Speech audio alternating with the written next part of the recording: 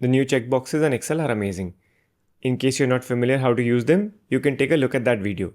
I'll leave the link in the description. Today we are going to create an amazing checklist tool using them. These checkboxes are in beta at the time of creating this video, however should be out soon. Let's take a look. We have this data with 10 tasks. Let's convert it into a clickable checklist. I'm going to begin by selecting the cells A2 to A11. Go to Insert and click on Checkbox. I have a checkbox in all the cells now. I will click on the cell A2. If you look at the formula bar, it shows the value as false. This is because the checkbox is not checked. If I check it, the value changes to true.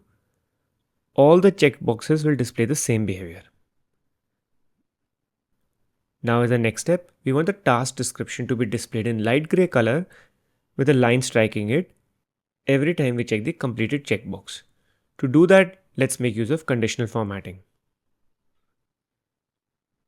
I will select all the task descriptions. In the home menu, go to conditional formatting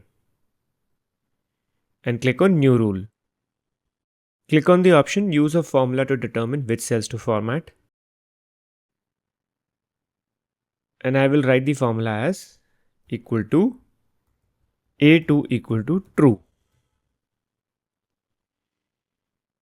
Click on Format. Select Strike Through. And in color, I will select gray.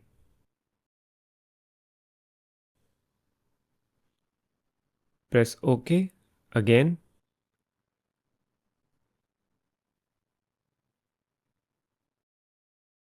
Now if I click on the checkbox, then the task color changes to gray and a strike through appears on the task description too. And if I uncheck, the task becomes active again.